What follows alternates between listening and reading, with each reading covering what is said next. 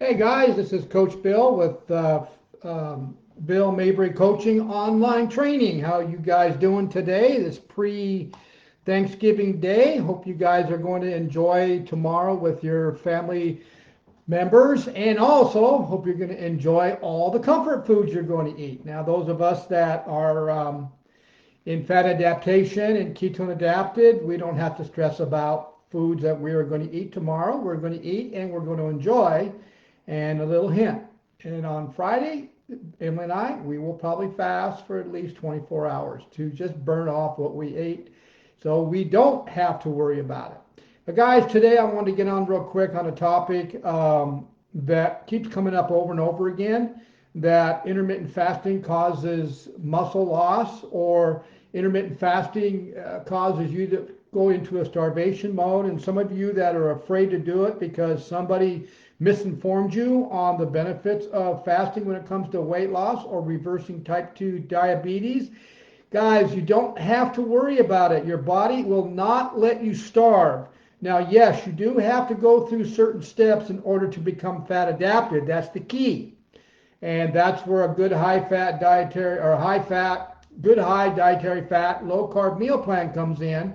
And we combine it with not only intermittent fasting, but also alternate day fasting. But what I'm trying to explain, guys, is do not be afraid of this, and do not let any health professional tell you it is not good for you and you are going to starve, or your blood sugar is going to drop so low you're going to pass out. That could happen if you're not fat adapted.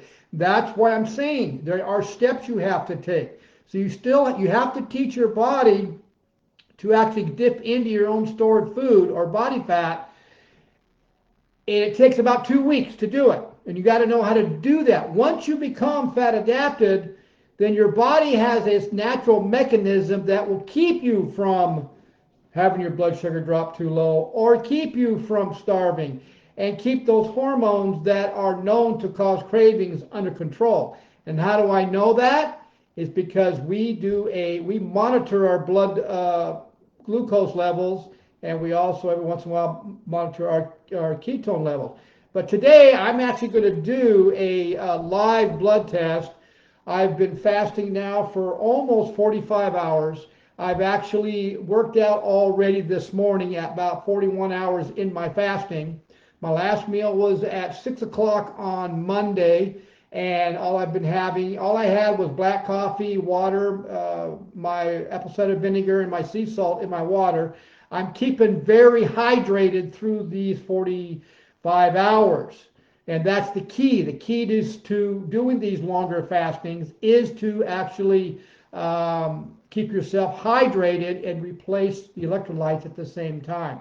But what I want to show you is how the body is able to survive when you're fasting for 2, 3, or 4, or 5 days, because there's a mechanism known as gluconeogenesis that happens when you run completely out of the carbohydrates or sugar fuel that your body will go after in the first place. So if you haven't eaten for 45 hours, then you obviously don't have any more blood glucose or sugar in your blood. So your body has to go after something, right, for energy. And that's your own stored fat. And that's how the body will actually dip into there, draw the fat out, and actually convert that into glucose and store it away to be used as energy. The body also, you're also in a very powerful environment known as autophagy, which is the body's natural way of detoxing. And the body also will take all the junky dead cells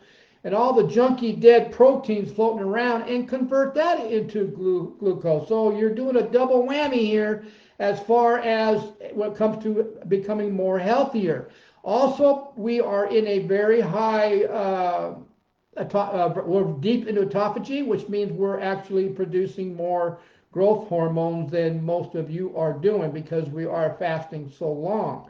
Now, I'm going to do my blood glucose level here and show you that I am not going to pass out. I felt great during my workout. I was strong, plenty of energy, and obviously by seeing me, I have plenty of energy still, and it's been almost 46 hours.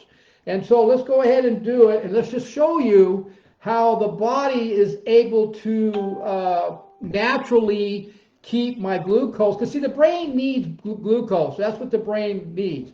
And because I'm so deep into autophagy, I'm producing a lot of ketones. And ketones are known as brain food. And the only way you're going to produce ketones if you run yourself out of glucose or carbohydrates as your main fuel. So I am basically working on all the food that are in my stored fat right now. Even at 4%, you still have enough stored fat to able to produce and convert back into glucose and use that for energy for the brain and other parts of the body and keep you going. That's why our ancestors were able to hunt for 3 or 4 days without eating and still have enough energy in order to be able to catch their meals. Okay, so I've got my little finger pricker thing here already loaded and locked, and I got my meter here and my strips here. So let's go ahead and draw some blood.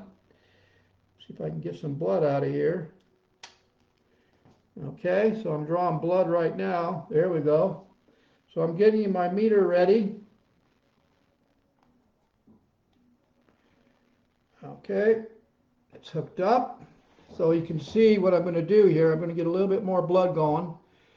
And then I'm going to go ahead and put it on here.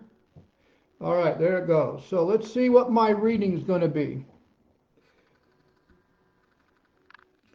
I'm at 81, guys. My blood glucose level is at 81. Sometimes I'm down to 74. Sometimes I'm down to 65. Now, somebody who's just starting out brand new and they're fasting for 24 hours, most likely they're not going to make it through it because their blood sugar is going to drop too low, which will probably get down to like 66 or 54, which for us is not too low for us still. But most doctors, if you get your blood sugar down below, I don't know, 71 to 68 or so, they freak out. And really, if you're fat adapted and you're ketone adapted, that's not bad at all. Especially when you're doing these longer fasting, it's probably going to drop. But this just proves that glucose neurogenesis is in effect, and I'm drawing fat. The fat is being drawn out of my fat cells and is converted into glucose and is stored as energy for me to keep going throughout this day, even though I have not had any calories for 46 hours. So that just proves right there that the body is not going to go after your muscle for fuel. The reason for it is because it's got plenty of glucose in the blood. Why should it? I had, my count was 81, so it doesn't need to go after the muscle. So that's all a myth. So don't believe your health professionals telling you that doing intermittent fasting or extended fasting is not healthy. Okay, guys? You guys have a great Thanksgiving, and we'll see you in a couple days. Bye.